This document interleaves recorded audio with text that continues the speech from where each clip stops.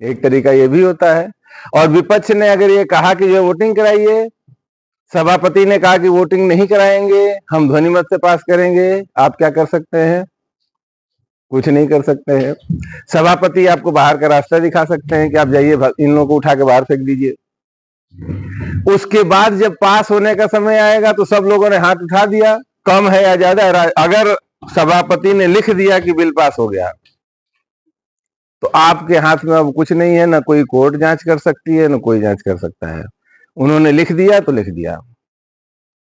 तो ये क्या हमारे और आपके लिए अच्छा है? एग्रीकल्चर पे जो 3 बिल पास हुए थे, वो बिल ऐसे थे कि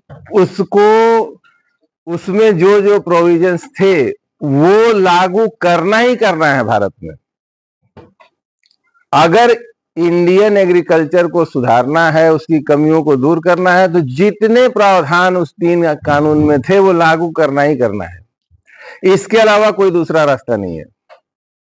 नहीं तो फिर हमेशा इसी बात को लेके हम रोते रहेंगे कि भाई खेत हमारे छोटे हैं, किसान हमारे गरीब हैं, नई टेक्नोलॉजी हमारे पास नहीं है। यही सब चीजें न बताते हैं। आप लोग भी पढ़े होंगे भारत में एग्रीकल्चर की समस्या क्या है। क्यों जर्मनी में 1 एकड़ में 8,800 किलो पैदा होता है और हमारे यहाँ 3,300 किलो पैदा होता है? क्या हम लोग मेहनत कम करते हैं? क्या हमारे खेत खराब हैं? नहीं, ऐसी कोई बात नहीं है ना। तो रीजन क्या है? टेक्नोलॉजी का रीजन है, फार्म खेत की साइज का रीजन है, फार्म लैंड साइज का रीजन है, यही सब रीजन है। इसको बड़ा करेंगे, नई टेक्नोलॉजी ले आएंगे तो होगा। नई टेक्नोलॉजी लाएगा कौन? इन्वेस्टमेंट जब आएगी तभी आप, जब पैसा लगेगा। छोटे खेत बड़े खेत में कैसे बनेंगे? जब बहुत सारे लोग एक साथ मिलकर करेंगे। तो रास्ता क्या है सुधार करने का? वही रास्ता है, कॉन्ट्रैक्ट फार्मिंग करनी पड़ेगी। अब इतनी तरह की चीजें हैं कि आप समझ ही नहीं पाएंगे। जब फार्मूला 3 वाले पढ़ाएंगे तो आप लोगों को खुद ही आश्चर्य होगा कि इसका विरोध क्यों हो रहा था। जैसे आज के समय में क्या नियम है, इस समय उस कानून से पहले हर जगह आप लोग देखते होंगे एपीएमसी मार्केट है, कृषि मंडी समिति दिखती है ना हर शहर में। अभी किसानों के लिए ये नियम है कि किसान की फसल अगर पैदा हुई किसी खेत में, तो उसकी फर्स्ट सेल, पहली सेल, यानी खेत से उठ के जब वो बिकने जाएगा तो वो एपीएमसी मार्केट में ही होगी। जो सरकार द्वारा बढ़ाई गई मंडी है वहीं पर पहली बार बेचा जाएगा। सेकेंड सेल कहीं भी हो सकती है, लेकिन खेत से पहले मार्केट में आएगा। कौन सी मार्केट में? सरकार की मंडी में, वहीं बिकेगा। ऐसा किया इसलिए गया था 1950-60 के दशक में कि किसान कर्ज लेते थे और जो साहूकार जिनसे कर्ज लिए वो आके खेत में ही वो अनाज ले लेते थे उससे कि तुम उधार लिए हो, ये इतना हमको दे दो, इस समय रेट 2 ही रुपये चल रहा है। तो किसान का शोषण होता था, उसको पता ही नहीं चलता था कि आज 2 रुपया भाव है कि 4 रुपया भाव, वो लेके चला जाता था। इसको रोकने के लिए सरकार ने ये नियम बनाया कि अब जो है खेत में ही कोई खरीद बिक्री नहीं होगी, खलिहान में ही। अब सामान पैदा होगा, एग्रीकल्चर प्रोड्यूस होगा, वो जाएगा मार्केट में। कौन सी मार्केट में? सरकारी मार्केट में। एग्रीकल्चर प्रोड्यूस मार्केट कमेटी में जाएगा, वहीं पे फर्स्ट सेल होगी। जब किसान को अपना सामान बेच लेगा, उसके हाथ में रुपया आएगा, तो उस रुपये से वो अपना उधार चुकाएगा। यानी एग्रीकल्चरल प्रोड्यूस से उसका उधार नहीं चुकाया जाएगा, ताकि उसको पता रहे कि जो पैदा किए इसका दाम क्या है। और इस प्रोसेस में टैक्स भी लेती है सरकार 1.5%। यानी किसान अपना प्रोडक्ट केवल कहां बेच सकता है? एपीएमसी मार्केट में बेच सकता है। 50-60 के लिए तो ये ठीक था, लेकिन क्या आज भी हमारे यहाँ कानून व्यवस्था ऐसी है कि कोई किसान के खेत में जाके उसका सामान उठा सकता है? उठाने देंगे? सब मार मार के उल्टा लटका देंगे, है ना। अब किसान 60 दशक वाले किसान नहीं है, अब गोदान वाले होरी नहीं मिलते हैं।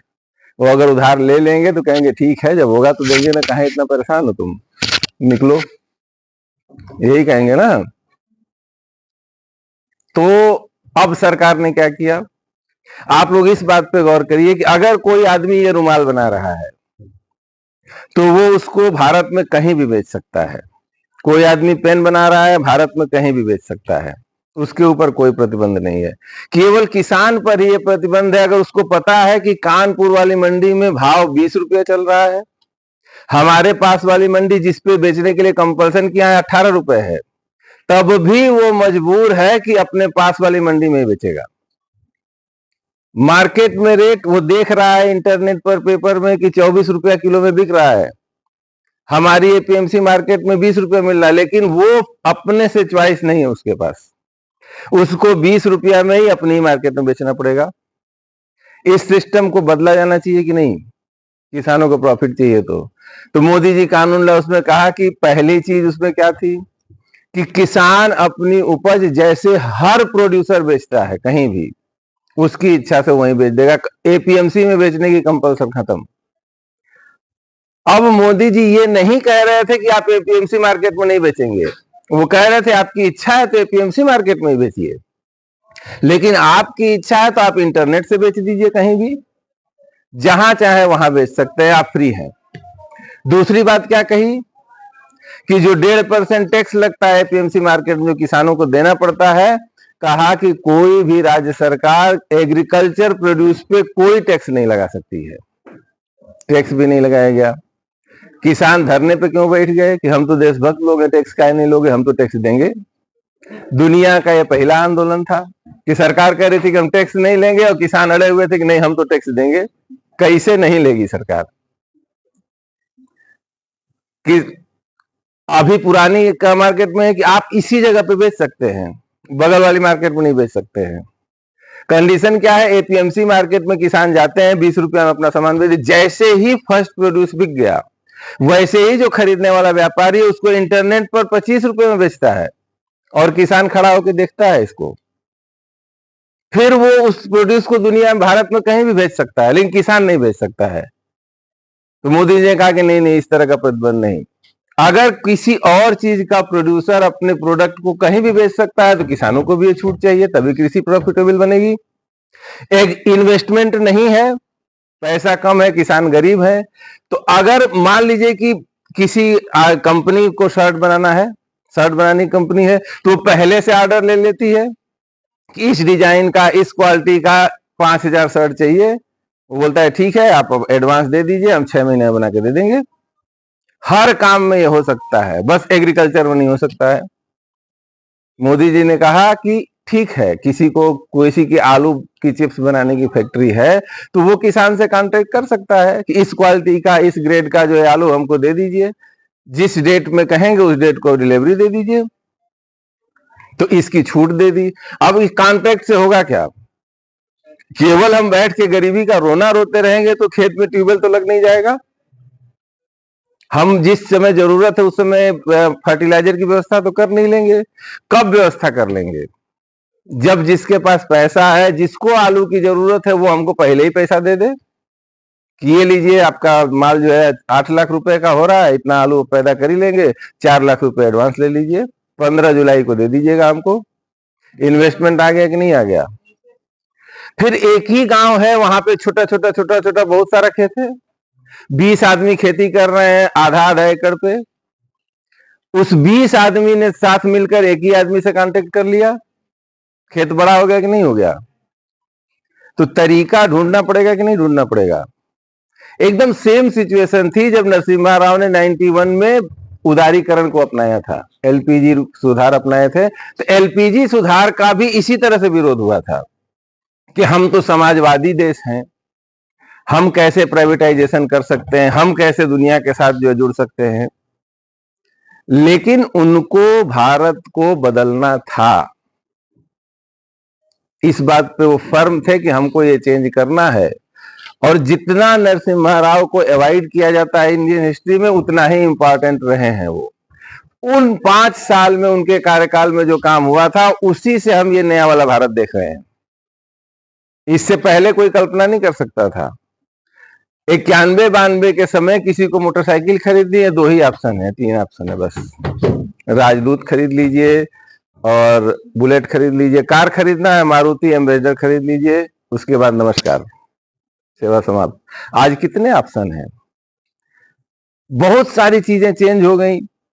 कहा जाता था कि कंप्यूटर आ जाएगा तो रोजगार खत्म हो जाएगा, कहा जाता है अभी भी ना। कंप्यूटर आने से रोजगार खत्म हो गया, काम बढ़ गया, हम ज्यादा स्मार्ट हो गए, हम 10 आदमी का काम एक आदमी खुद कर सकता है, हमारा प्रोडक्शन बढ़ गया, प्रोडक्शन बढ़ने से हमारी जो है जीडीपी बढ़ गई। हुआ कि नहीं हुआ? तो किसी सर्किल में फंसे रहेंगे। अब अगर भारतीय कृषि किसी जंजाल में फंसी हुई है तो इससे निकालना पड़ेगा ना। तो ऐसे ही आदमी की तो जरूरत है जो हिंदी जो चेंज कर सके। जितने तीनों कानून में चीजें थी, पिछले 20 साल से जितनी कमेटी बनी है, सारी कमेटियों ने वही वही सुधार करने को कहा था। किसी सरकार की हिम्मत नहीं थी कि बना ले, इनके पास हिम्मत थी, इन्होंने बनाया। लेकिन तरीका ऐसा अपनाया कि उसका मैसेज ही गलत ढंग से चला गया। इतना इंपॉर्टेंट सुधार दे रहे हैं, ऑर्डिनेंस से क्यों बनाए? किसानों के मन में संदेह पैदा होगा, क्या जल्दी है इतनी। फिर उसके बाद ऑर्डिनेंस पास किए, संसद की बैठक शुरू हुई, तो आप जो है आज पेश कर रहे हैं और 15-20 मिनट में उसको पास कराना है तुरंत। किसी की बात सुननी ही नहीं है। ब्रिटिश संसद में लिखा है ना कि मैं तुमको पसंद नहीं करता हूं, लेकिन तुम्हारी व्यक्ति की आजादी के लिए किसी से लड़ सकता हूं। क्यों कहा है? मानिए या न मानिए, लेकिन विरोधी के विचारों को भी सुनिए। अगर बिल पास करना है तो सबको बोलने देते ना, अच्छाई बुराई सारी जनता को पता चलती। डिबेट होता तो हो सकता है कि उस डिबेट में सरकार के पक्ष से लोग कन्विंस हो जाते, लेकिन ये मौका भी आप नहीं देंगे। राज्यसभा में विपक्ष अगर मांग कर रहा है कि वोटिंग करा लीजिए, तो क्यों नहीं वोटिंग करा लिए और एकदम ध्वनि मत से पास हुआ। अब राज्यसभा के सभापति ने लिख दिया कि बिल पास हो गया। अब विपक्ष के लोग जो चिल्लाते रह गए, कह रहे नहीं पास हुआ है, ज्यादा संख्या में तो हम यहां हैं। क्या कर सकते हैं? हमारे कॉन्स्टिट्यूशन में ही प्रावधान है कि कुछ नहीं हो सकता है। तो हो गया पास। इन सब का संदेश जाएगा। क्या हुआ इससे परिणाम? अच्छा कानून बनाए, कृषि में सुधार के लिए कानून बनाए, लागू नहीं कर पाए, क्योंकि जनता से कैसे लड़ लेंगे? आप विपक्ष के नेताओं को जेल में बंद कर सकते हैं ना, आप पत्रकारों को जेल में बंद कर सकते हैं, रेड डलवा सकते हैं सीबीआई से, ईडी से, आप चुनाव आयोग को जो है करप्ट कर सकते हैं, लेकिन हमको आपको कैसे करप्ट करेंगे? अगर सारे लोग जाके जो आपके खिलाफ ही वोट देंगे तो कितने वोट का मैनिपुलेशन कर लेंगे आप? नहीं पॉसिबल है ना। यही चीज है, केवल बिहार और एमपी ने बता दिया, नहीं तो झोला उठ गया होता कल ही। केवल बिहार और एमपी ने इनको बचा दिया है, लेकिन अब दो लोगों के बंधक हैं। अब दोनों ही एक से एक खतरनाक। चंद्रबाबू नायडू एक बार जो प्रधानमंत्री से मिलने के लिए गए थे, टाइम दिया गया था दिन में 2 बजे, तो प्रधानमंत्री उनसे मुलाकात नहीं किए, तो इंतजार करते रहे। फिर उसके बाद दूसरी अपॉइंटमेंट के लिए बात की, तो 3 दिन बाद सुबह 4 बजे का अपॉइंटमेंट दिया गया था। अब क्या है? कल दोपहरिया 1 बजे से प्रधानमंत्री 6 बार फोन कर चुके हैं उनको। तो अहंकार सबका टूटता है यहीं पर, ठीक है। और पलटू राम को तो आपको जानते ही हैं, कितने दिन रहेंगे किसी को कुछ नहीं पता है कि क्या दिन रहेंगे। कौन? अरे अभी क्या, अभी अगर ये ऑफर हो जाए कि एक जाने प्रधानमंत्री और एक जाने जो उप प्रधानमंत्री बन जाए, हो जाएगा काम खत्म। क्योंकि 292 है ना, ये लोग 235 के आसपास है, 31 सीट है इन लोगों के पास, 31 उसमें से घटा दीजिए और 31 इसमें जोड़ दीजिए, हो गए बराबर। तब लेकिन लोकतंत्र में ऐसा ही होना चाहिए, सरकार कोई भी रहे, विपक्ष अब जो है 150 लोगों को बाहर कर पाएंगे क्या संसद से? नहीं कर पाएंगे। अब सुनना पड़ेगा, अपनी मर्जी से सरकार नहीं चलेगी। और यही आर्बिट्रीनेस की एक व्यक्ति या एक व्यक्तियों का समूह ही सारे फैसले अपनी मर्जी से न करने लगे, इसी के लिए तो इतना लड़ाई हो रही है। 1773 में कौन सा काम किया गया? सारे अधिकार गवर्नर जनरल का बंगाल को दिए गए, लेकिन 4 आदमी को रखा गया ना कि इनसे पूछ के करेंगे। क्यों रखा गया? कि मनमाना शासन न हो। कोई 4 आदमी तो होंगे। हाँ, उसमें यह है कि चालाकी क्या की गई कि सबसे परम मित्र को उसमें रख दिया गया। वारेन हेस्टिंग के परम मित्र थे, अंत में गोली वोली भी चल गई। देखा आप लोगों ने किस लिए कर रहे थे कि शासन चले, मनमाने ढंग से न चले। आप भेदभाव करिए लोगों में, जैसे आर्टिकल 14 है, इसका अंतिम क्रक्स क्या है कि हम लोगों के बीच डिस्क्रिमिनेशन कर सकते हैं, अमीर को दूसरी सुविधा, गरीब को दूसरी सुविधा, आरक्षण सब कुछ दे सकते हैं, लेकिन मनमाना डिस्क्रिमिनेशन नहीं कर सकते हैं। हम जो करें वो तर्कपूर्ण होना चाहिए और रीजनेबल होना चाहिए। तो रीजनेबल रिस्ट्रिक्शन दे लगा सकते हैं, रीजनेबल मतलब क्या उसको बोलते हैं, डिस्क्रिमिनेशन कर सकते हैं, मनमर्जी नहीं। केवल 2 लोग ही पूरा देश नहीं चलाएंगे। ये है कल का जनादेश। और प्रधानमंत्री बढ़िया है, इसलिए बढ़िया है क्योंकि उनके अंदर वैसे फैसले लेने की भी हिम्मत है जो इससे पहले कोई नहीं ले रहा था। ये मानते हैं आप लोग ना? आप लोग क्या कल्पना कर सकते हैं कि एग्रीकल्चर का कानून 2000 में पहली बार रिपोर्ट आई थी? किसी सरकार की हिम्मत नहीं है कि बनाने की कोशिश कर ले।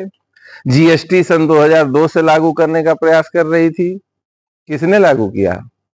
इन्होंने ही तो किया। ये सुधार ही तो है। जीएसटी लागू हुआ, इसके कारण कितना लानत मनामत सहनी पड़ी, व्यापारी बर्बाद हो गए, ये हो गया वो हो गया, सुनते हैं ना आज भी। लेकिन टैक्सेशन में अगर दुनिया में सब जगह जीएसटी लागू है तो हमारे यहाँ ही क्यों नहीं लागू होगी भाई? आखिर किस चीज के मॉडर्न स्टेट हैं हम? तो जो अच्छी चीजें हैं वो करने के लिए भी तो हिम्मत चाहिए ना। तो इतनी हिम्मत है इनके पास। आयुष्मान कार्ड, 5 लाख का इंश्योरेंस हर एक भारतीय के पास होना ये छोटी मोटी बात है, वो भी हमारे जैसे देश में। जो अमेरिका अपने सिटीजन को नहीं दे पाया वो हमने अमेरिका से पहले दे दिया। 1 रुपए का इंश्योरेंस अमेरिकी नागरिक को नहीं है मेडिकल का। और इंडिया में क्या है, 1 साल के अंदर लगभग हर आदमी के पास मेडिकल इंश्योरेंस होगा, चाहे वो अपने से खरीद ले इनकम ग्रुप में ऊपर है तो, जो नहीं खरीद सकते उन सब लोगों को सरकार देगी। तो 5 लाख रुपए, जिस आदमी की कमाई जो है मतलब महीने की 10,000 रुपया है, उसके पॉकेट में 5,000 रुपए का इंश्योरेंस है कि हम बीमार पड़ेंगे तो इलाज हो जाएगा हमारा। ये क्या कम कॉन्फिडेंस लाएगा उसके अंदर? उसको ये पता है ना कि हमारे बच्चे को कुछ होगा तो हमको कहीं भटकना नहीं है। ये सारी चीजें चेंज ले आती हैं। तो यही चेंज करने की क्षमता इनके अंदर है, इसको मानने में कोई बुराई नहीं है और इसको हम लोगों को जानना चाहिए।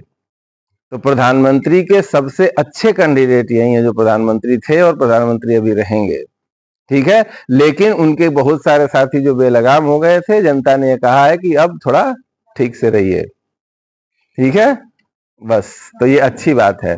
और बहुत दिन पहले, 1 महीना पहले भी प्रेडिक्शन हमारा ये था और हमारी इच्छा भी यही थी कि बीजेपी अकेले 235 सीट पाए बस। हम व्हाट्सएप के चैट से दिखा भी देंगे, आप लोग पढ़ भी लेंगे। हम यही चाहते भी थे, हमारा कैलकुलेशन भी यही था, क्योंकि हम जानते थे कि महाराष्ट्र में कम होगी और उत्तर प्रदेश में कम होना एकदम 100% तय था। क्यों तय था ये बताइए?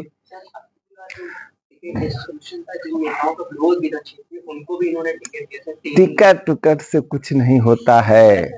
आप हिंदुस्तान के लोगों को समझिए, हम चाहे किसी के कितने भी विरोधी हों, कितने भी विरोधी हों हम किसी के, लेकिन जब हम देखते हैं ना कि एक आदमी का घर गिराया जा रहा है बुलडोजर से, तो हम और आप तो जानते हैं कि पूरी जिंदगी की कमाई लगा के कोई घर बनाता है और एक ही घर एक आदमी बना पाता है जिंदगी में, उसको आप 1 मिनट में गिरा देंगे?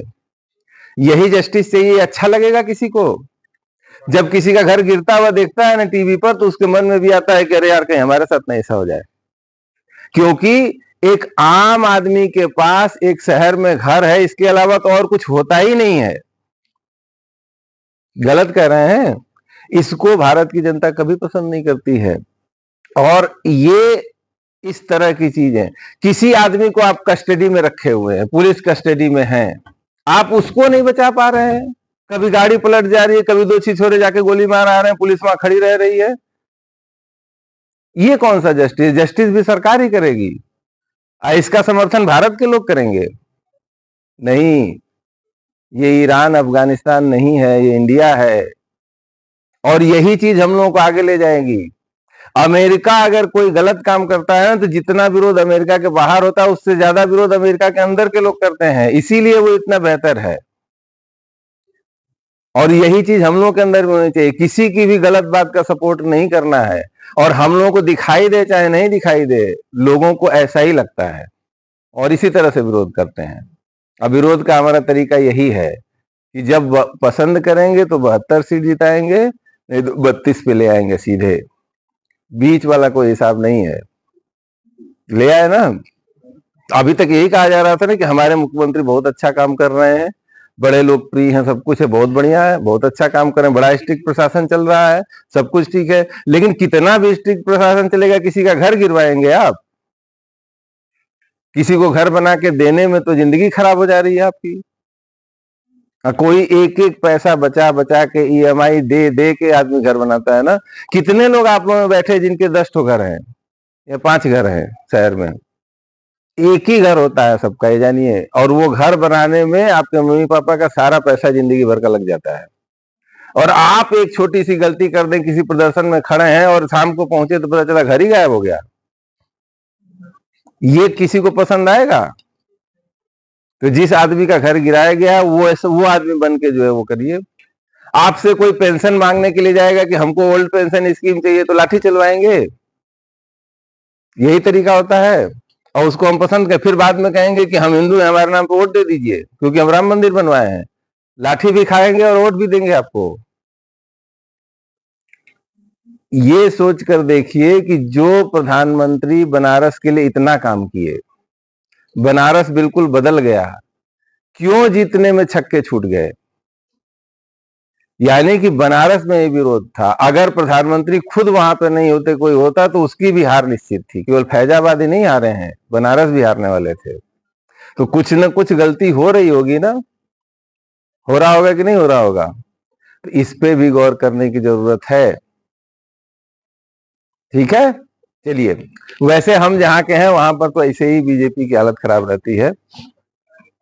गाजीपुर, आजमगढ़, जौनपुर, मऊ, यहाँ पे कभी कुछ हाँ, तो आजमगढ़ वाले तो ऐसे ही सब विरोधी हैं। तो अब ये बताइए कि ये आपको मतलब आप पूरे आजमगढ़ में कोई नेता ही नहीं मिला है? दिनेश लाल निरहुआ नेता बनेंगे? क्या बताता है? जैसे सेलिब्रिटी को टिकट देते हैं, क्यों देते हैं आप टिकट? वोट बैंक नहीं, आप अपनी पॉलिसी पे वोट नहीं ले सकते हैं ना। आप जो है कोई और फिगर खड़ा करके और एक सीट अपनी बढ़ाना चाहते हैं केवल, क्योंकि आपको पता है कि आपके काम पे मिलेगा नहीं। अगर 10 साल प्रधानमंत्री रहने के बाद भी वो भाषण दे रहे हैं कि ये उसने ये नहीं किया, उसने ये नहीं किया, कांग्रेस ये कर दी, वो कर देगी, इसका मतलब है कि 10 साल पे कहने के लिए कुछ नहीं है उनके पास। एक न एक दिन तो आएगा ही। चलिए कोर्स पे वापस आए। कल हम लोग कहां पहुंच गए थे? 1858, 1858। तो 1858 का एक्ट बनाया कब गया था? 1857 की क्रांति के बाद, जब इंग्लिश गवर्नमेंट को ये लग गया कि अब कुछ नहीं हो सकता है, अब ईस्ट इंडिया कंपनी भारत का प्रशासन नहीं चला सकती है, तो ये एक्ट पास किया गया और इसको कहा गया कि ये Magna carta of Indian liberties है। अब भारत की प्रजा उसी तरह से शासित होगी जैसे इंग्लैंड की प्रजा शासित होती है। क्राउन का रूल चलेगा, महारानी का शासन होगा। तो इस बात प्रावधान तो हम लोग देखेंगे फीचर, साथ ही साथ हर जगह ये भी देखते चलेंगे कि एक्चुअल में इंडियन लोगों को इससे क्या मिल रहा है। पहले की सिचुएशन से अब क्या सिचुएशन बदलने वाली है, यही तो इसका है ना। अगर वो कह रहे हैं कि बहुत अच्छा प्रशासन होने वाला है, तो क्या अच्छा होने वाला है? ईस्ट इंडिया कंपनी तो गई। ईस्ट इंडिया कंपनी के प्रशासन में इंडियन लोगों के कोई मतलब नहीं था। देखा जाए कि इसमें कितना मतलब होता है। पहला प्रावधान एक कलम लिख लिए थे ना, by this act the power of crown were be to be exercise by secretary of state for India assisted by a council of 15 member. जो बोर्ड ऑफ कंट्रोल था उसकी जगह क्या आ गए? काउंसिल ऑफ इंडिया बन गई, सेक्रेटरी ऑफ स्टेट हो गए, ये भी मंत्री थे, और 15 मेंबर हो गए। The council was compose exclusively of the people of England. तो भारत के लोगों को कुछ मिला इसमें? पहले भी इंग्लैंड के लोग थे, अभी भी इंग्लैंड के लोग हैं, वही शासन करेंगे। अब इंग्लैंड में ये लोग भारत का शासन देख रहे हैं।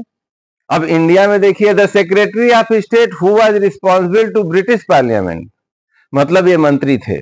मंत्री ही तो संसद के प्रति रिस्पॉन्सिबल होता है। Govern India through governor general assisted by an executive council. Governor general की काउंसिल पहले भी थी ना, 6 सदस्य थे एग्जीक्यूटिव काउंसिल में और 12 सदस्य थे लेजिस्लेटिव काउंसिल में 1953 के एक्ट से। वैसे ही सेम व्यवस्था अभी भी है। कोई अंतर दिख रहा है? अभी तक कुछ नहीं दिखा ना, आगे बढ़िए sir. The administration of the country was not only unitary but rigidly centralized. अभी भी कैसा प्रशासन है? एकात्मक प्रशासन है। जैसे फेडरेशन होता है ना, तो हमारे यहाँ राज्य तो थे, प्रोविंसेज उस समय भी थे, लेकिन शासन के सारे अधिकार एक ही जगह पे केंद्रित थे। गवर्नर जनरल ही पूरे भारत के लिए सारे काम अभी भी कर रहा था। कानून कौन बनाएगा? 1833 के बाद से केवल गवर्नर जनरल ही बना रहा था ना, प्रोविंसेस से अधिकार छीन लिए गए थे कानून बनाने का, अभी भी वैसे ही है। तो फेडरेशन जैसी कोई व्यवस्था नहीं है। प्रशासन कैसा था? यूनिटरी था और कठोरता से रिजिडली सेंट्रलाइज था। लिख लीजिए, यानी बिल्कुल केंद्रीकृत प्रशासनिक व्यवस्था थी।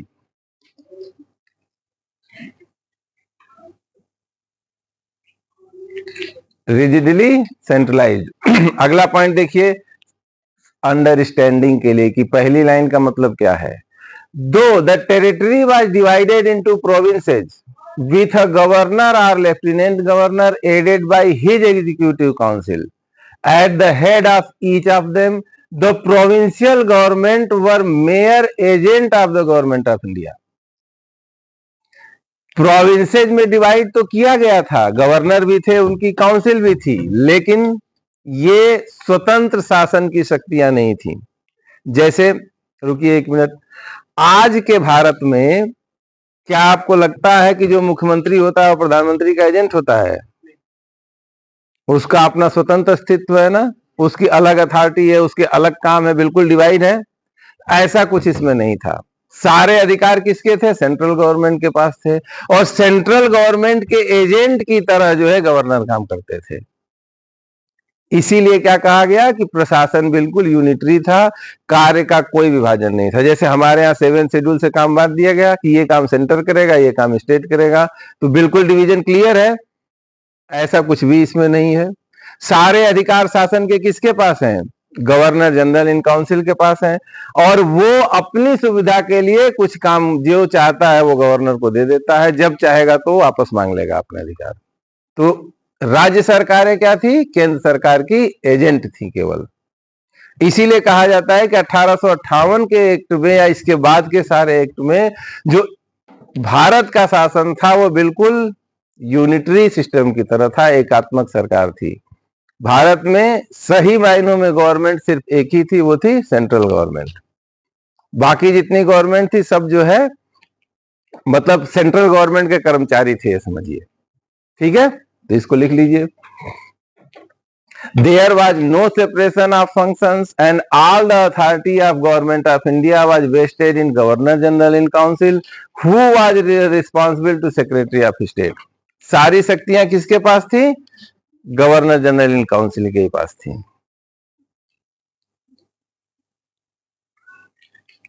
कंप्लीट कर लीजिए।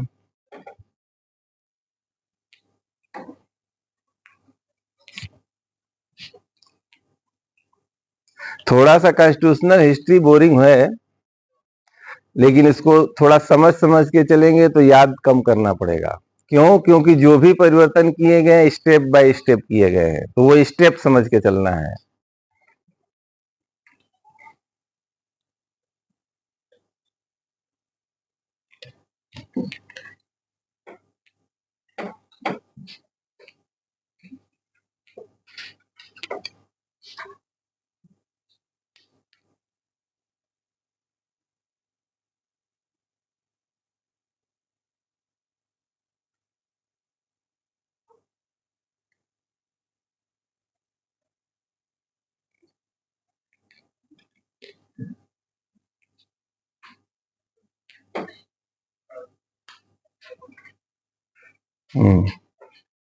क्या पढ़ना है बताओ, बताएं।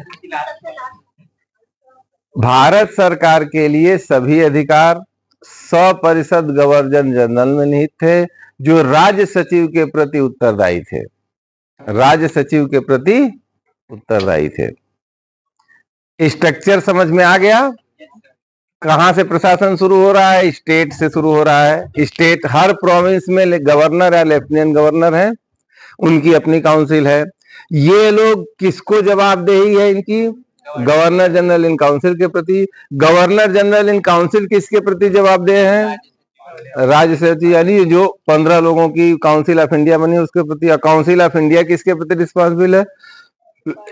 पार्लियामेंट के प्रति। तो पूरा सर्किल बन गया नीचे से ऊपर तक। सारे अधिकार किसके पास हैं? गवर्नर जनरल के पास हैं। जो प्रोविंशियल गवर्नमेंट है ये सब क्या है? एजेंट की तरह ही है। ठीक है, आगे चलिए। The control of the secretary of state over Indian administration was absolute. लिखिए इसको, भारतीय प्रशासन पर राज्य सचिव का पूर्ण नियंत्रण था। जो कहेंगे सेक्रेटरी ऑफ स्टेट वही करना है इंडियन गवर्नमेंट को।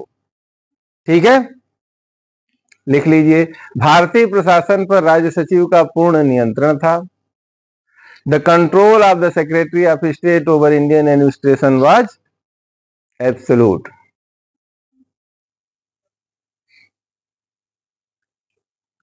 फिर देखिए इंपॉर्टेंट लिखा हुआ है जो हम लोगों को समझना है। दूसरा पॉइंट क्या लिखा है? The entire machinery of administration was bureaucratic, totally unconcerned about public opinion in India. यानी पूरा जो प्रशासन था वो अधिकार तंत्र था, उसको जनता की राय से कुछ लेना देना नहीं था। सारे फैसले कौन करेंगे? अंग्रेज लोग करेंगे, चाहे गवर्नर जनरल हो चाहे सेक्रेटरी ऑफ स्टेट। कहीं भी कोई इंडियन किसी भी स्टेज पे शामिल नहीं था। तो 1858 के एक्ट में भारतीय लोगों को कितने अधिकार मिले थे? 0%। और अंग्रेजों ने कहा क्या था कि ये Magna carta of Indian liberties है, हमको कोई अधिकार मत दो और कहो कि बहुत अच्छा कर रहे हैं हम। यही हाल यहां भी है, ठीक है ना? लेकिन उसी ब्रिटिश संसद में एक दूसरी विचारधारा भी चल रही थी, वो नीचे दिया है। After the war of independence of 1857 the British government thought it important to get help from Indians in running the administration. एक मिनट रुकिए, क्यों ऐसा विचार आया उनके मन में, बाद में लिखिएगा। 1857 की क्रांति के बाद ब्रिटिश संसद ऐसा क्यों सोच रही थी कि इंडियन लोगों को भी प्रशासन में शामिल करना पड़ेगा?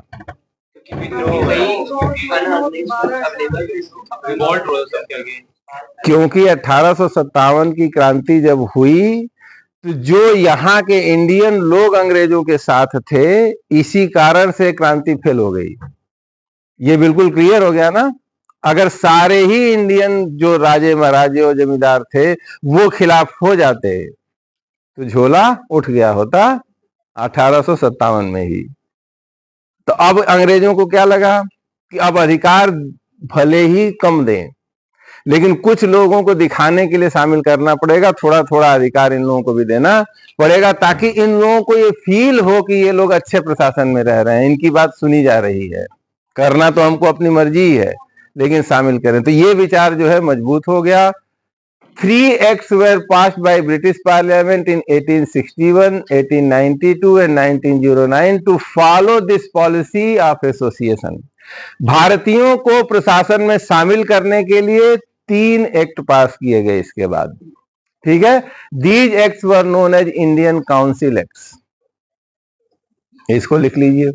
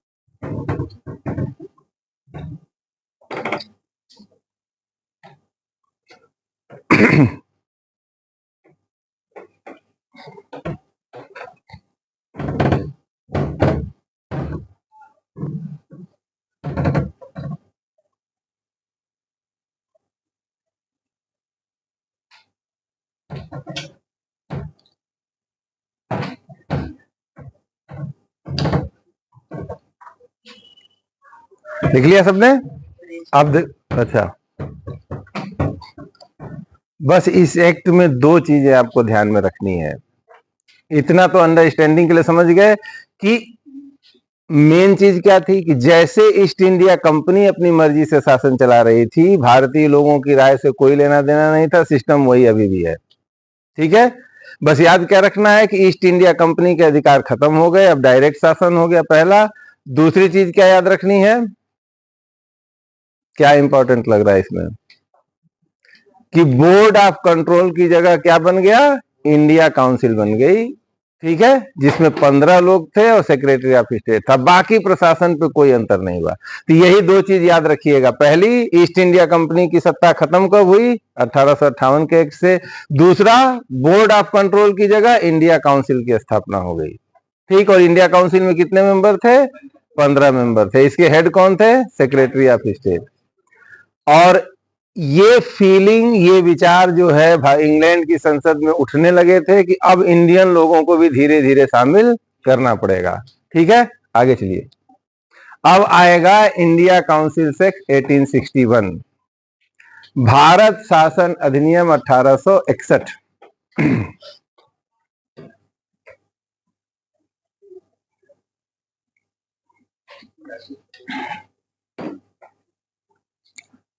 अब किसका विकास शुरू होगा, सबसे पहले हमारी संसद का विकास शुरू होगा। ठीक है, धीरे धीरे होगा, आप लोग बीच बीच में हंसीएगा मत। 0% पावर है ना, हमारी बात कोई नहीं सुन रहा है, तो अब हमारी बात सुनना शुरू करेंगे थोड़ा थोड़ा। ठीक है, इसको देखिए कैसे होगा। This act of 1861 introduced the grain of popular elements in so far, मतलब थोड़ा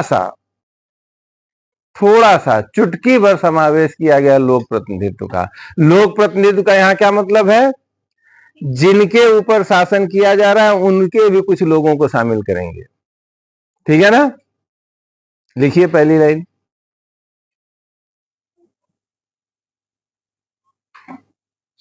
ठीक है, पहली लाइन लिख लिया ना। कैसे किया गया, क्या प्रावधान था वो देखिए। As it provided that the governor general executive council should include certain additional non official members while transacting legislative business as a legislative council। यानी जब जो है कानून बनाने के लिए हम बैठेंगे, उस समय कुछ नॉन ऑफिशियल मेंबर भी इसमें शामिल किए जाएंगे।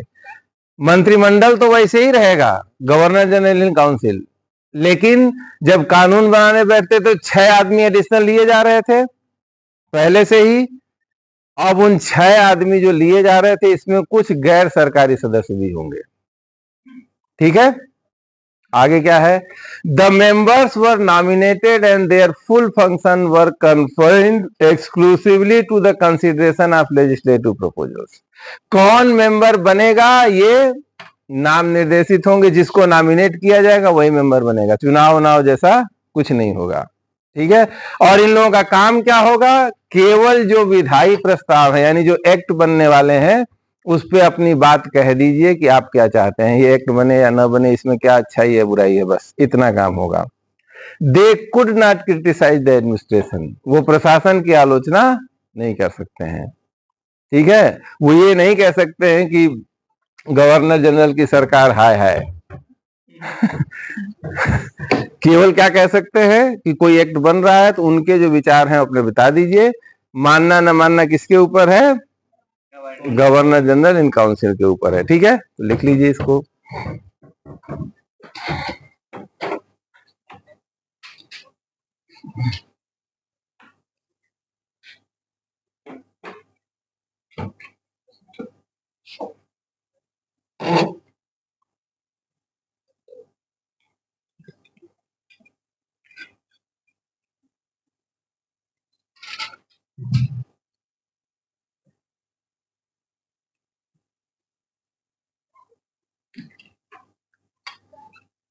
ठीक है, चलिए आगे बढ़िए। भैया पीछे कर लीजिए।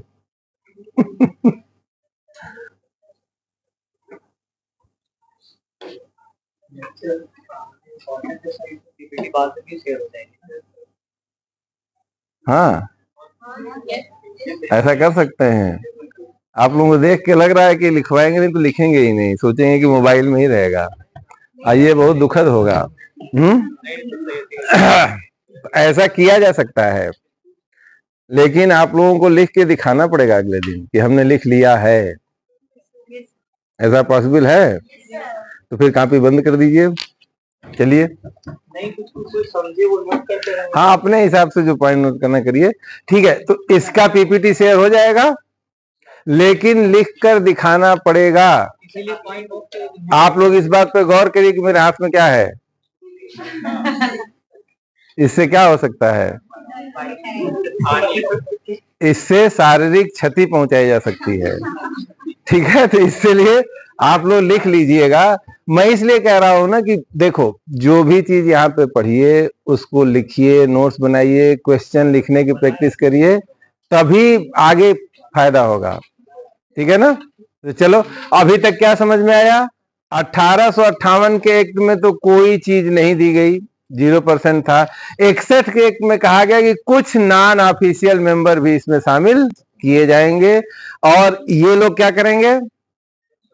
अपनी राय देंगे कानून बनाने पर। ठीक है, आगे बढ़िए। अब लिखिए इसी में, portfolio system introduced in government of India. इस नोट्स में जितना पीले रंग से लिखा हुआ है ना, ये आप लोगों को जरूर याद रखना है, यही इंपॉर्टेंट है। पोर्टफोलियो सिस्टम का क्या मतलब होता है? पहले क्या होता था? प्रशासन के सारे काम के लिए सारे लोग रिस्पॉन्सिबल है। अब क्या होगा? अलग अलग मंत्रालय अलग अलग लोगों को दे दिया जाएगा, जैसे वित्त मंत्री, गृह मंत्री, ऐसे सुने हैं ना, यही पोर्टफोलियो होता है। किसका क्या पोर्टफोलियो है? तो पहली बार विभागीय व्यवस्था कब शुरू की गई? 1861 से। ठीक है, portfolio system. Governor general can issue ordinance for 6 month. कानून कैसे बनने थे? जो गवर्नर जनरल की काउंसिल थी उसी से बनना था। उसमें एक्स्ट्रा मेंबर भी होते थे ना, जो नॉन ऑफिशियल होते थे। लेकिन अगर काउंसिल की बैठक पूरी नहीं हो पा रही है, 15-16 लोग जो है नहीं आ पा रहे हैं, तो गवर्नर जनरल ऑर्डिनेंस भी बना सकता था। The legislative powers of the Bombay and Madras presidencies were restored and similar provisions were made for legislative council in provinces. क्या मतलब हुआ? अब कानून बनाने का अधिकार राज्यों को भी वापस कर दिया गया। कब ले लिया गया था?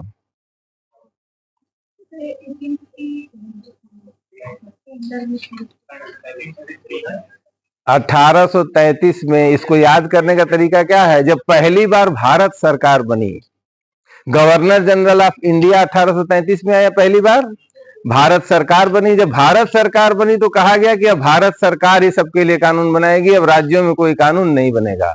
लेकिन 1861 में प्रोविंसेस को भी दे दिया गया कि वो भी जो है कानून बना सकती है। ठीक है, तो सेंट्रलाइजेशन कंप्लीट कहां कब हुआ था? 1833 में। और फिर से डिसेंट्रलाइजेशन शुरू कहां हो गया?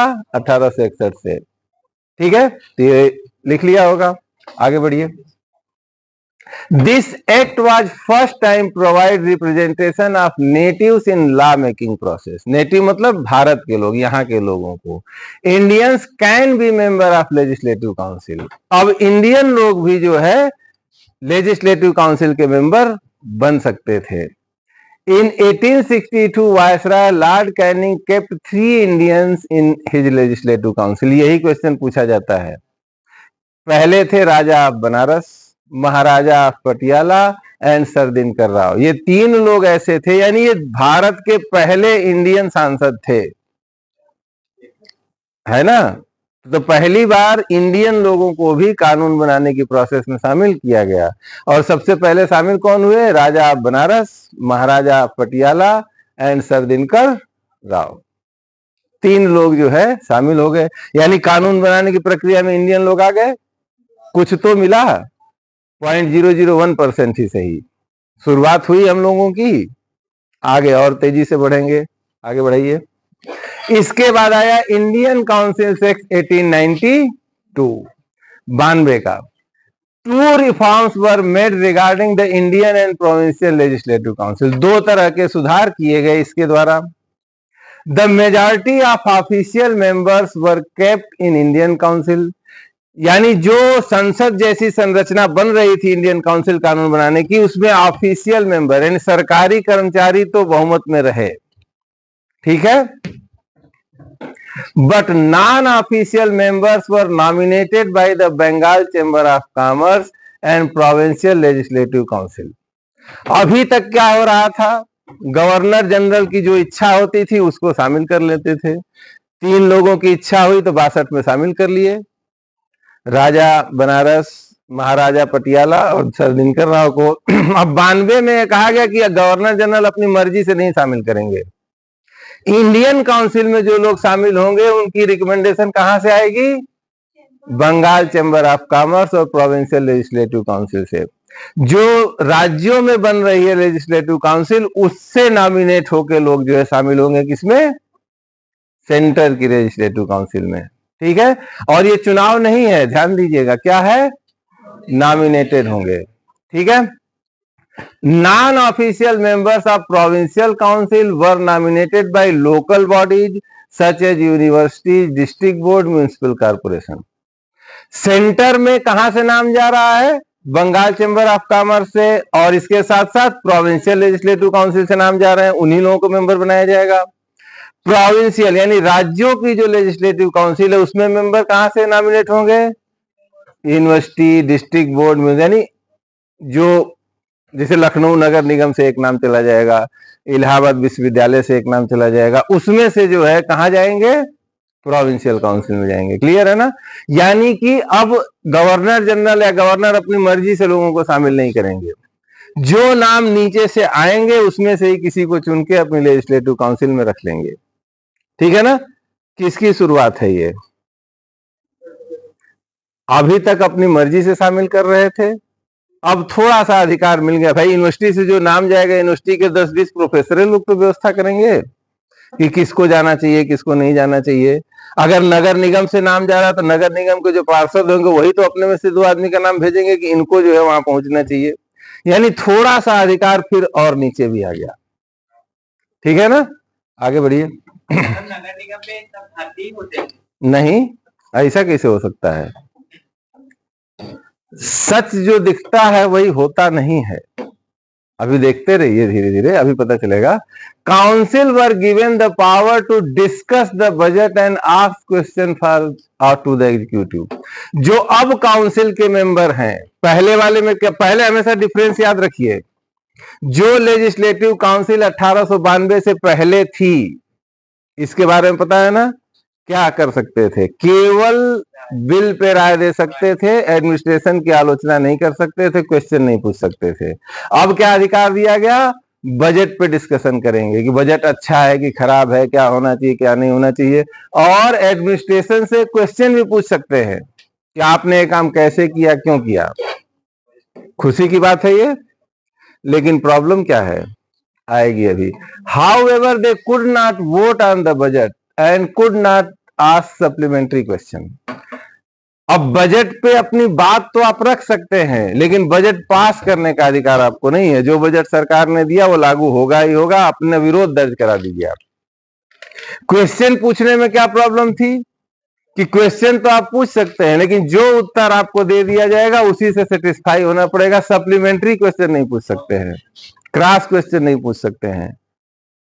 इसी को कहते हैं अधिकार देना भी, दिखावा करना, देना नहीं। जैसे हमारी संसद में भी ऐसा हो चुका है, हाल में ही एक आदमी है जिनका नाम है राहुल गांधी। उन्होंने पूछा कि प्रधानमंत्री जी हमको ये बताइए कि अडानी जी के साथ कब कब आप यात्रा पे गए हैं विदेश की। दूसरा क्वेश्चन, जहां जहां आपने यात्रा की है वहां कौन कौन सा ठेका अडानी जी को मिला है। आपकी यात्रा के बाद कितनी बार उसी देश की यात्रा अडानी जी ने की है। तो ऐसे ही बहुत सारे क्वेश्चन पूछे। प्रधानमंत्री ने कहा कि आओ जवाब देता हूं तुमको। जवाब में प्रधानमंत्री ने कहा कि पहले जो है राहुल गांधी ये बताएं कि अपने नाम के आगे वो नेहरू क्यों नहीं लगाते हैं, गांधी क्यों लगाते हैं? राहुल गांधी के प्रश्नों का जवाब मिल गया कि नहीं मिल गया? यही होता है, जब सप्लीमेंट्री क्वेश्चन पूछने को नहीं मिलेगा तो आप हमसे पूछिए ना कोई क्वेश्चन। आप हमसे पॉलिटी का क्वेश्चन पूछिए, हम ज्योग्राफी का उत्तर दे देंगे, लेके घर जाइए। जैसे आप पूछिए कि भारत में फेडरल सिस्टम क्यों अपनाया गया, इसका उत्तर हम दे सकते हैं कि हिमालय सबसे ऊंचा पर्वत है धरती का। अब इंपॉर्टेंट समझ में आया कि सप्लीमेंट्री क्वेश्चन क्यों इंपॉर्टेंट है। जो प्रश्न पूछने वाला है उसको उसका उत्तर मिला कि नहीं ये जानना जरूरी है। इसलिए तो उन लोगों ने प्रश्न पूछने का अधिकार तो दिया, लेकिन वो लोग जानते थे कि ये सब जो है इन सबों को ज्यादा अधिकार देंगे तो फिर परेशान करेंगे सब। तो इससे अच्छा है कि अधिकार दे भी दो, लेकिन मर्जी अपने पास रखो कि उत्तर हम वही देंगे जो हम चाहेंगे। आप पूछ लीजिए जो पूछना है, बजट पे आप अपने विचार रख लीजिए, लेकिन बजट पास वही होगा जो हम चाहेंगे, उस पर वोटिंग नहीं होनी है, ठीक है ना। तो अधिकार, बस अच्छी बात क्या है कि कुछ तो बढ़ रहा है ना, धीरे धीरे जब बढ़ेगा तो एक न एक दिन 100% पे भी पहुंचेंगे। But in 1982 there were only 5 Indian out of 24 members of the council. Nominate हो रहे हैं ना अब मेंबर, यूनिवर्सिटी से, म्यूनिसिपैलिटी से, नगर निगम से, प्रोविंसेज में जा रहे हैं, प्रोविंसेज से नॉमिनेट होकर सेंटर में जा रहे हैं, लेकिन 24 में से 5 ही इंडियन है, बाकी कौन है? अंग्रेजी हैं। उत्तर मिला इनका जो क्वेश्चन था कि यहां के लोगों को शामिल किया गया, नॉन ऑफिशियल मेंबर को शामिल किया गया, लेकिन परिस्थितियां ऐसी बनाई रखी गई कि इंडियन लोगों की जगह गवर्नमेंट वाले मेंबर तो अंग्रेज थे ही, जो नॉमिनेट होके आ रहे थे। जैसे बंगाल चैम्बर ऑफ कॉमर्स से 10 नाम आए, उसमें से 8 नाम अंग्रेजों के ही हैं। यूनिवर्सिटी से आया, उसमें से 5 नाम अंग्रेजों के ही हैं। तो अभी भी कंडीशन क्या थी कि 24 मेंबर में से जो नॉन ऑफिशियल थे उसमें से केवल 5 जो है इंडियन थे, बाकी सारे ब्रिटिशर्स ही थे, ठीक है। तो सुधार हो रहा है, लेकिन अभी बहुत सारे संघर्ष बाकी है, अभी महात्मा गांधी का आना बाकी है, ठीक है। आगे बढ़िए। अब हम लोग पहुंच जाएंगे, अगला सुधार हुआ कब? 1909 में। अब असली वाला जो है डेवलपमेंट शुरू होगा।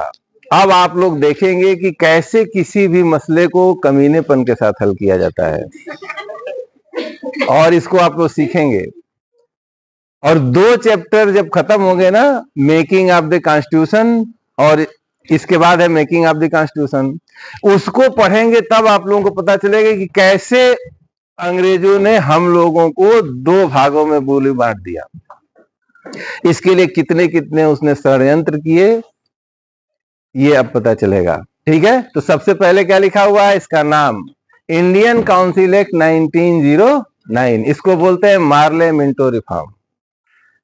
अब हुआ क्या था कि 1892 में तो हो गया, लेकिन फिर भी कांग्रेस जो है इससे संतुष्ट नहीं थी। इसी बीच में कर्जन, लॉर्ड कर्जन बन गए, तो गवर्नर जनरल बन गए। तो मर्द पिक्चर देखे हैं आप लोग? मर्द कुछ याद है? अमिताभ बच्चन थे। दारा सिंह किसकी गर्दन पकड़ते हैं एयरपोर्ट पे दौड़ के? मैं तुम्हारी जान ले लूंगा कर्जन, समझे आप। गवर्नर जनरल जो है डर के मारे भाग रहे होते हैं, प्लेन जो है धीरे धीरे चलना शुरू कर देता है, लेकिन दारा सिंह तो दारा सिंह है, रस्सी वस्सी फेंक के प्लेन को जो है रोक लेते हैं, और उसके बाद उसे निकाल कर ऐसे जो है पकड़ लेते हैं कि अब मैं तुमको सिक कर दूंगा। लेकिन वास्तव में ऐसा नहीं था।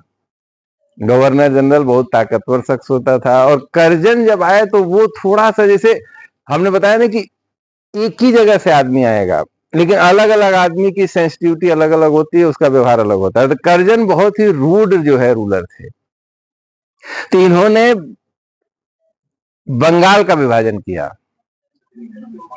और इसका रीजन ये दिया कि ये जो है बहुत बड़ा है, प्रशासन में दिक्कत हो रही है। लेकिन ऐसा नहीं था। ये बात जो है अंग्रेजों के दिमाग में बिल्कुल क्लियर हो गई थी कि अगर 1857 जैसी क्रांति होने से रोकना है इंडिया में, तो हिंदू और मुसलमान को अलग करना ही पड़ेगा, क्योंकि ये सब एक साथ रहेंगे तो हमारा शासन नहीं चल पाएगा। क्योंकि 1857 की क्रांति की सबसे खास बात क्या थी कि सब साथ मिल के लड़े थे, और उन्हीं जगहों पे संघर्ष जो है सफल हुआ था जहां पे दोनों साथ थे। इनको अलग रखना पहली प्रियोरिटी। अब बहुत आसान होता है किसी भी ऐसे देश में या समाज में जहां रिसोर्सेज कम होते हैं और जनसंख्या ज्यादा होती है, वहां पे आप भड़का सकते हैं किसी को भी। क्यों? क्योंकि सबको हिस्सेदारी चाहिए अपनी अपनी। तो किसी को भड़का लेना, आपस में फूट डाल देना बहुत आसान होता है। अब 1909 का जो हुआ, इसके जो रीजन थे, पहला था बंगाल का विभाजन। आंदोलन हुआ बहुत ज्यादा कि बंगाल का विभाजन न हो। बस प्रॉब्लम ये थी कि अंग्रेज सरकारें चाहती थी कि पूर्वी बंगाल में मुस्लिम जनसंख्या ज्यादा है, पश्चिम बंगाल में हिंदू जनसंख्या ज्यादा है, पहले इन लोगों को अलग अलग किया जाए, इसीलिए बंगाल का विभाजन किया गया। और बंगाली लोगों को यह बिल्कुल पसंद नहीं आया, इसका विरोध हुआ बहुत ज्यादा। तो इसको भी हल करना था। कांग्रेस बन चुकी थी 1800 कब 88, हाँ 50, मतलब तब से लगातार सुधार की मांग वो भी कर रहे थे कांग्रेस के लोग, इसको भी करना था। लिबरल पार्टी की जीत। इंग्लैंड में अब लिबरल पार्टी की गवर्नमेंट बन गई थी, उसकी पॉलिसी भी थी कि भारत के प्रशासन में कुछ सुधार होना चाहिए। और तीसरा था शिमला डेपुटेशन, शिमला प्रतिनियुक्ति। यहां पर जो है मीटिंग हुई थी एक शिमला में। कांग्रेस जिन सुधारों की मांग कर रही थी पिछले 20 साल से, वो सुधार तो अंग्रेज नहीं कर रहे थे। लेकिन 1906 में एक संगठन स्थापित हुआ ढाका में, उसका नाम क्या था? मुस्लिम लीग। और मुस्लिम लीग की स्थापना हुई और एक ही मांग उसने रखी, सेपरेट इलेक्टोरेट। अंग्रेजों ने क्या कहा कि आओ आओ, तुम्हारा ही तो इंतजार कर रहे थे, जल्दी लो। फौरन जो है उसको, आप सोचो कि 6 में बना, 2009 में ही मांग पूरी हो गई। अब दूसरे लोग 1885 से ही मांग कर रहे हैं, उस पर कान नहीं देना है कुछ भी। क्यों इतना जल्दी मांग मान लिए? डिफरेंस। अच्छा, सीटें अगर रिजर्व होती हैं, हमने अगर मुसलमानों के लिए जो है 50 सीट रिजर्व कर दी, या मुस्लिम के लिए सेपरेट इलेक्टोरेट दे दिया 50 सीट पे, दोनों में अंतर क्या है? रिजर्व सीट पे कैंडिडेट केवल उस कम्युनिटी का होगा, लेकिन वोट सब लोग करते हैं। लेकिन इलेक्टोरेट में कम्युनिटी का भी, उसी कम्युनिटी का कैंडिडेट भी होगा, उसी कम्युनिटी के लोग वोट देंगे। सेपरेट इलेक्टोरेट में क्या होता है कि मुस्लिम जनसंख्या होगी तो मुस्लिम सीट पर केवल मुस्लिम उम्मीदवार खड़ा होगा, और मुस्लिम लोग मिलके केवल मुस्लिम को ही वोट देंगे, बाकी और कम्युनिटी के लोग अपने आपस में वोट देंगे। इससे जो मान लीजिए सांसद बनेगा मुस्लिम सीट पे जीता हुआ, उसको दूसरी कम्युनिटी से कोई मतलब होगा? नहीं होगा। जो वो पूरी कम्युनिटी है उसको किसी दूसरे से मतलब होगा? नहीं होगा। तो ये अलगाव पैदा होगा कि नहीं होगा? इसीलिए रिजर्वेशन नहीं, सेपरेट इलेक्टोरेट। और 1909 में ही ये फिक्स हो गया था कि भारत का विभाजन तो अब होके रहेगा, कोई तख्ती इसको रोक नहीं सकती है, चाहे जितना भी नकली विभाजन हो। विभाजन तो नकली ही है। कैसे नकली है बताइए?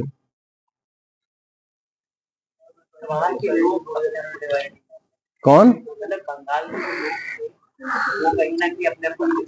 बंगाल नहीं, हम पाकिस्तान की बात कर रहे हैं।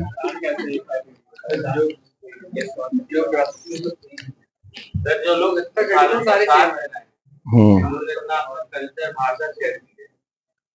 प्रदेश का आदमी लाहौर में बैठे आदमी की भाषा समझ लेगा, लेकिन तमिलनाडु के आदमी की भाषा नहीं।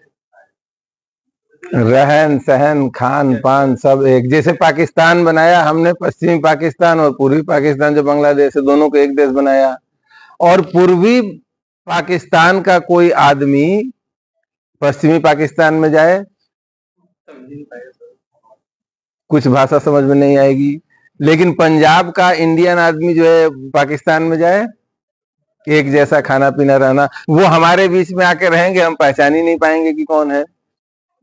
अगर सच में पाकिस्तानी है तो कहीं निशान होना चाहिए ना कि कुछ दिखाई दे, लेकिन वो तो देखने में भी हमारे जैसे हैं, बात भी हमारे जैसी करते हैं। पाकिस्तानी सीरियल देख लो तो ऐसे ही जो है, जितना वो सब हंसेंगे उतना हम लोग भी हंसेंगे। क्यों? क्योंकि एक ही सेम है ना, वही सब बेहुदगी से वो सब भी जुड़े हुए जैसे हम लोग हैं। सारी इज्जत, खानदान, फलाना ढिमकाना, ये बेइज्जती वो बेइज्जती, समाज सोसाइटी जितना है वहां, यहाँ जैसे यहाँ है वैसे वहां पे है, सब कुछ एक जैसा ही है ना। आप लोग गौर करके देखिए, उस दिन मैंने बताया था ना कि पाकिस्तान की तुलना यहां से मत करिए, उनका आदर्श तो अफगानिस्तान, ईरान, यूएई ये सब है, जहां पे ज्यादातर जगहों पे डिक्टेटरशिप जैसी स्थिति है, लोकतंत्र नहीं है। पाकिस्तान उन सब में अकेला है जहां पर हर दूसरे तीसरे साल लोकतंत्र आता रहता है, वहां के लोग लड़ते रहते हैं कि हमको डेमोक्रेसी चाहिए। तो पाकिस्तान तो बहुत बेहतर देश है, जो जिस देश का आदर्श होता है उसी से तो चीजें सीखता है। तो वो तो अपने आदर्श से डेविएट हो रहे हैं ना, वो आधुनिक बनना चाहते हैं, इसलिए वैसा कर रहे हैं। और जब तक कट्टर लोग पाकिस्तान में सत्ता पे कब्जा किए हुए, तभी तक सारी दिक्कत है। सेम ऐसी ही दिक्कत बांग्लादेश के साथ भी थी, सेना का शासन था, कट्टरपंथी हावी थे। 2009 में क्या हुआ? नई सरकार बनी और इस सरकार की सोच थोड़ा दूसरी थी। उसने कहा कि इन सब से काम नहीं चलेगा, लोगों को रोजगार देना पड़ेगा, खाना देना पड़ेगा। बांग्लादेश ने अपना ट्रैक थोड़ा सा चेंज कर लिया और 15 साल के अंदर बहुत सारे मामलों में, रेडीमेड गारमेंट्स में, बहुत सारी चीजों में भारत को पीछे कर दिया। तो बांग्लादेश जो है अल्प विकसित देश से अब विकासशील देश बन गया है। तो पहले क्या था? भूखमरी थी, बहुत भारी जनसंख्या थी, सारी प्रॉब्लम्स थी, लेकिन अब वो बेहतर रास्ते पे चल रहा है। क्यों चल रहा है? क्योंकि उसने फंडामेंटलिज्म को छोड़ दिया। लेकिन ये सब नहीं चाहते थे कि हम लोग छोड़ें, इसीलिए तो 1906 में संगठन बना, 2-3 बार चिट्ठी लिखी और तुरंत उसको मान लिया गया। अगले पेज पे चलिए, क्या किया गया? लॉर्ड कर्जन ने 1905 में बंगाल को 2 भागों में विभाजित किया, जिसने बंगाल में एक बड़ी क्रांति हुई। ये आप लोग पढ़ते ही होंगे, बहिष्कार आंदोलन ये वो। 1906 में इंडियन नेशनल कांग्रेस ने पहली बार होम रूल की मांग की कि हमको अपना शासन चाहिए, स्वराज हमारा जन्मसिद्ध अधिकार है, हम इसे लेकर रहेंगे। तो इस तरह की मांग पहली बार 1906 में कांग्रेस ने भी की। 1906 में एक बजट भाषण में मार्ले ने वादा किया कि वह सुधार के प्रस्तावों पर विचार करेगा, यानी भारत में रिफॉर्म होना चाहिए, इस पे विचार करने के लिए इंग्लिश लोग अब तैयार हो गए थे। मुसलमानों के लिए अलग निर्वाचक मंडल का प्रस्ताव आगा खान ने रखा था जब वह शिमला में लॉर्ड मिंटो से मिले थे, कि मुसलमानों को सेपरेट इलेक्टोरेट दिया जाना चाहिए। तो ये सारी कंडीशन थी। तो 1909 का कानून बनाया गया इन सब चीजों के कारण। आगे बढ़िए, अब क्या क्या हुआ देखिए। It increase the number of seats in both the central and provincial legislative council. इसने केंद्रीय और प्रांतीय दोनों में सदस्यों की संख्या को बढ़ा दिया। The number of members of central legislative council were increase from 16 to 60। पहले कितने थे? 53 में 12। ये बढ़ते बढ़ते बढ़ते 16 हुए, फिर 24 हुए, फिर 36 तक पहुंच गए थे। अब कितने हो गए? 60 तक हो गए। The number of members in provincial legislative council were not the same. अलग अलग राज्यों में अलग अलग संख्या थी। संयुक्त प्रांत में कुछ होगा, बंबई में कुछ होगा, मद्रास में कुछ होगा, इस तरह की व्यवस्था थी। तो संख्या निश्चित नहीं थी। एंड अब ये वाला पॉइंट इंपॉर्टेंट है, an official majority was maintain in central legislative council. यानी जो सेंट्रल की संसद बनाई जा रही थी, इसमें सरकारी सदस्य अभी भी बहुमत में थे और गैर सरकारी सदस्य जो नॉमिनेट होके आ रहे थे या चुन के आ रहे थे वो अल्पमत में थे। यानी कि अगर 60 सीटें हैं तो 32 सीट सरकारी मेंबर की होगी, 28 ही आएंगे इससे। ठीक है। While a non-official majority was allowed in the provincial legislative council, centre में तो सरकारी लोगों का बहुमत बना रहेगा, लेकिन राज्य स्तर पे प्रोविंसेस में गैर सरकारी लोगों का बहुमत भी अलाउ कर दिया गया। थोड़ा सा लोकतंत्र जैसा दिखाई दे रहा है, दिख रहा है ना। अब कम से कम राज्य स्तर पर तो संख्या में ज्यादा हो जाएंगे नॉन ऑफिशियल लोग। आगे बढ़िए। Legislative councils at both level were given greater power to act, अधिकार भी काउंसिल के बढ़ाए गए, including the power to pass budget proposals. अभी क्या था 1892 में केवल विचार रख सकते थे, वोटिंग नहीं कर सकते थे। अब बजट पास भी करेंगे। कौन पास करेगा? लेजिस्लेटिव काउंसिल पास करेगी। आस्क सप्लीमेंट्री क्वेश्चंस, पूरक प्रश्न भी पूछे जाएंगे। यानी कि अगर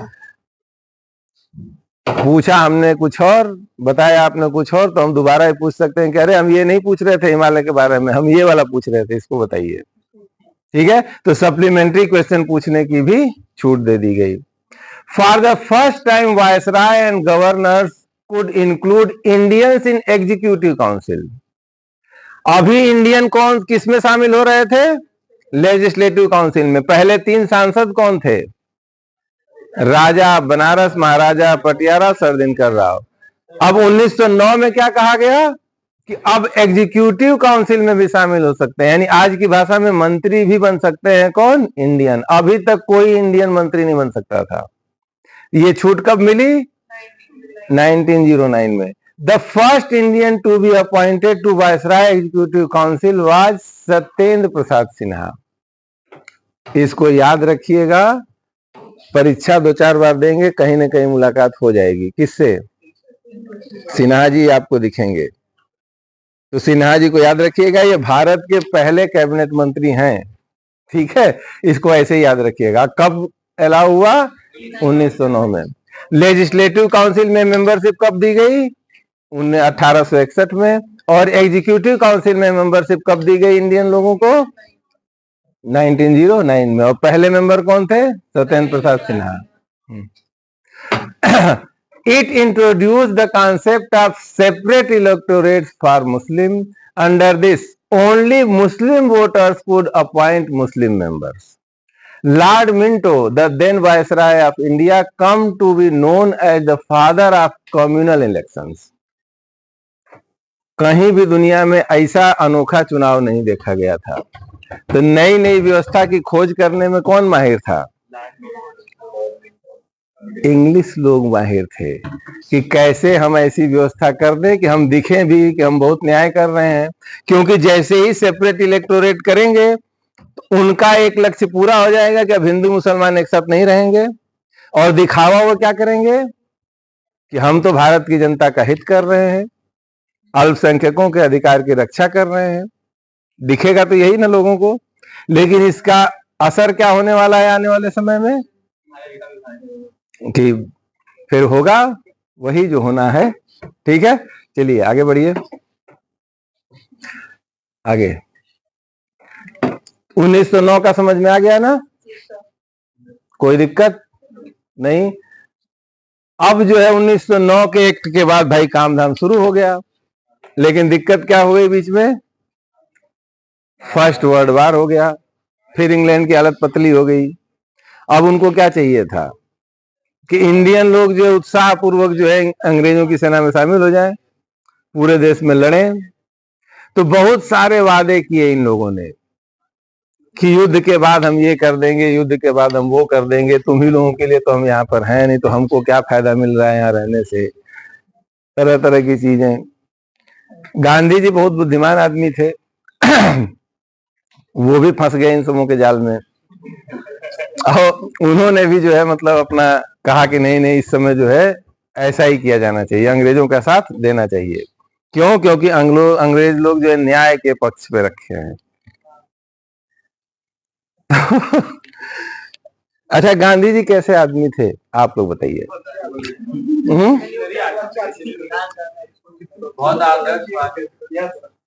आदर्शवादी थे ना? प्रेडिक्शन तो बहुत अच्छा करते थे। हाँ, प्रिडिक्शन अच्छा करते थे, बुद्धिमान भी थे। और हिंदू मुस्लिम को लेके क्या उनके विचार थे कि दोनों एक जैसे हैं, दोनों में भेद नहीं है, हिंदू मुस्लिम में एकता होनी चाहिए। फिर भी एकता हो क्यों नहीं पाई, इस पे भी विचार करना है। इसको बंद करो थोड़ा। इस पे भी विचार, अब देखो बात अलग